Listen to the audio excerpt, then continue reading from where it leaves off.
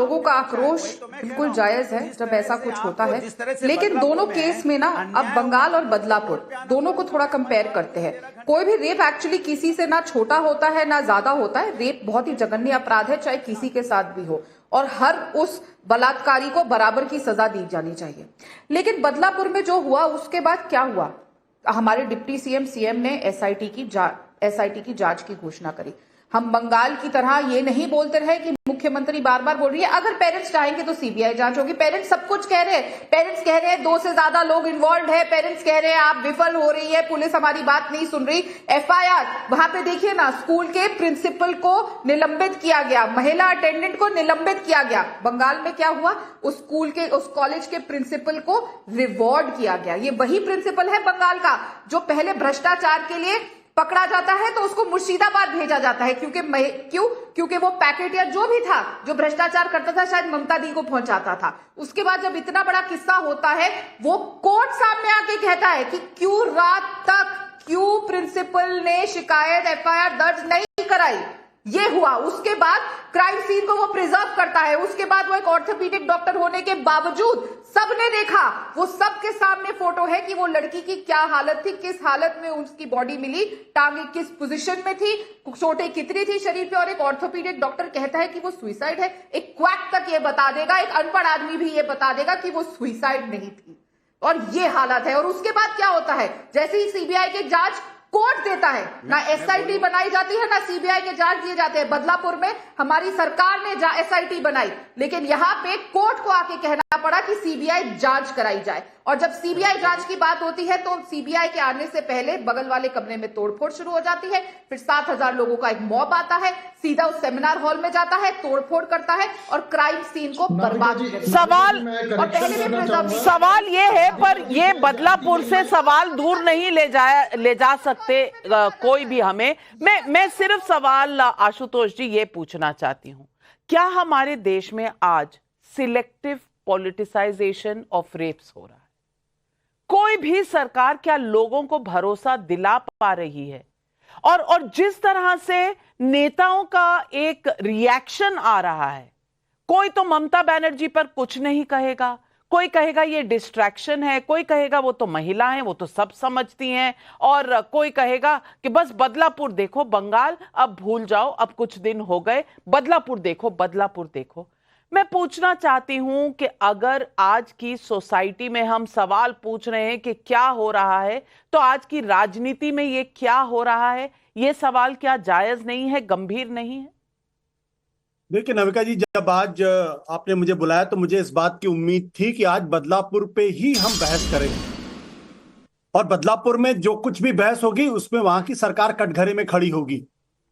लेकिन मैं तो यहां ये देख रहा हूं कि राहुल गांधी को कटघरे में खड़ा किया जा रहा। अगर देश की राजनीति का यह हाल है तो फिर मुझे कुछ नहीं कहना इस बारे में। क्या जो जो बच्चियां हैं, 2 बच्चियां जिनके साथ जो घृणित अपराध हुआ है, क्या उसमें महाराष्ट्र की भारतीय जनता पार्टी को नहीं कोसना चाहिए?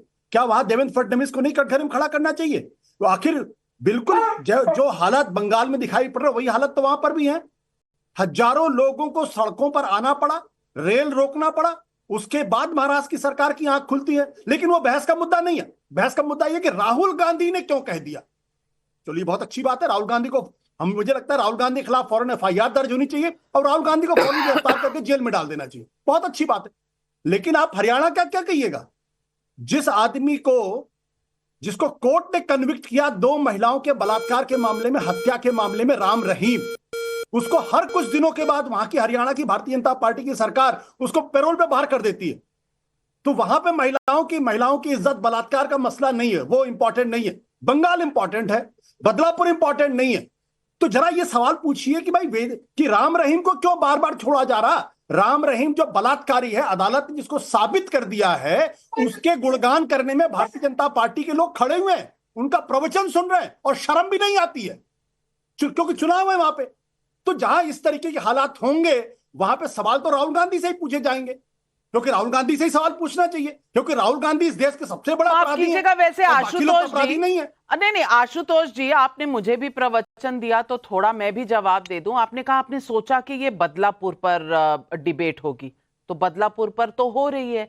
पर यह कहां लिखा हुआ है कि अगर मैं बदलापुर की बात करूं तो बंगाल की बात नहीं करना मेरे लिए जरूरी है? और आज पहली बार अगर सुप्रीम कोर्ट सुओ मोटो संज्ञान लेती है तो मैं उसकी बात ना करूं, ये कौन से रूल बुक में लिखा हुआ है? और अगर राहुल गांधी से जो पूछा गया था सवाल, वो सवाल किसी बीजेपी के नेता से पूछा जाता, हर्षवर्धन त्रिपाठी, अगर किसी बीजेपी के नेता ने ये कहा होता कि डिस्ट्रैक्शन है, ये मैं इस पर अभी नहीं बोलूंगा, तो क्या आशुतोष जी यही सवाल पूछ रहे होते? एफआईआर नहीं लगवा रहे होते? ये सिलेक्टिव पॉलिटिसाइजेशन और सिलेक्टिव जर्नलिज्म का जमाना, ये सिलेक्टिव जर्नलिज्म का जमाना क्या हम सबके सामने नहीं है, हर्षवर्धन त्रिपाठी? नहीं नविका जी, देखिए मैं तो शर्मसार हूं निजी तौर पर, मैं दूसरे को नहीं कह रहा हूं और किसी दूसरे पर टिप्पणी करने की जरूरत भी नहीं मुझे, लेकिन इस तरह की बहस में सचमुच शर्मसार होना पड़ता है। बदलापुर में जो हुआ उसके लिए बिना किसी संकोच के शिंदे, फडणवीस और अजीत पवार की जो सरकार है वो जवाबदेह है, लेकिन मैंने नहीं देखा कि वहां देवेंद्र फडणवीस या एकनाथ शिंदे या अजीत पवार उसके खिलाफ धरना प्रदर्शन कर रहे हो कि अच्छा करके दिखाओ, ये करके दिखाओ। वो महिला जो इंस्पेक्टर थी उसको वहां ट्रांसफर किया गया, कहा जा रहा है सस्पेंशन कीजिए, उसकी मांग की जा रही है। वो कह रहे हैं होम मिनिस्टर आकर स्टेटमेंट दे, मैं ये भी मानता हूं कि बिल्कुल करना ही चाहिए, देवेंद्र फडणवीस को पहले ही चले जाना चाहिए था। वहां पर जो आरोपी है, जो उस घृणित कर्म का आरोपी है, उसको गिरफ्तार करके जेल भेजा जा चुका है। उसके पक्ष में कोई तोड़फोड़ नहीं हुई, कोई भीड़ नहीं हुई, किसी ने सबूत मिटाने की कोशिश नहीं की। किसी ने ममता बनर्जी और उनके गुंडों की तरह दूसरों को डराने धमकाने का प्रयास नहीं किया। मुंबई या ठाणे के पुलिस कमिश्नर ने प्रयास नहीं किया कि अगर किसी ने गलत लिख दिया हो सोशल मीडिया पर, फिर भी हम इतनी बेहयाई से बचाव करेंगे, तो सचमुच ये शर्मसार करने वाला है। और इसके आगे जरा आप सोचिए, घटना आज की है, राहुल गांधी ने आज बयान दिया है, आपने भाजपा नेता की बात की, मैं तो कह रहा हूं सामान्य व्यक्ति के तौर पर सोचिए, ये राहुल गांधी आज नेता प्रतिपक्ष हैं।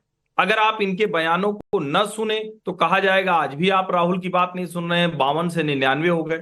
अगर आप उनकी बात सुनकर डिबेट करें तो कहा जाएगा देश में सिर्फ राहुल गांधी ही बचे हुए हैं क्या। और वहां आप अगर सोचिए, इस पूरे घटनाक्रम में उत्तर प्रदेश में कुछ होगा और मैंने आपकी बहस में बिना कोई शब्द बचाए, चबाए, छिपाए योगी आदित्यनाथ को जवाबदेह ठहराया था अयोध्या और कन्नौज के लिए। लेकिन अगर योगी आदित्यनाथ ने ही अयोध्या और कन्नौज में कार्रवाई की तो फिर दूसरे लोग चुप क्यों हो गए? और बड़ा अच्छा है, राहुल गांधी तो प्रतिनिधि हैं, जनप्रतिनिधि हैं, रायबरेली के सांसद हैं वहां के। एक सांसद ने अपने क्षेत्र में लॉ एंड ऑर्डर का मसला है उसको जाति मसला बना दिया। इतनी शर्मनाक स्तरहीन राजनीति। वो एक समूह के लड़के थे, उनमें आपस में झगड़ा हुआ, एक बच्चे की जान चली गई। पूछिए योगी आदित्यनाथ से कि आपके यहां क्यों गोली चलाने की हिम्मत हुई। लेकिन सब लोग गिरफ्तार हुए, कुछ बचे रह गए, एक का नाम कोई ठाकुर नाम निकल जाए। अरे शर्म कीजिए, ये हम लोग यहां तक आकर गिरकर पहुंच गए।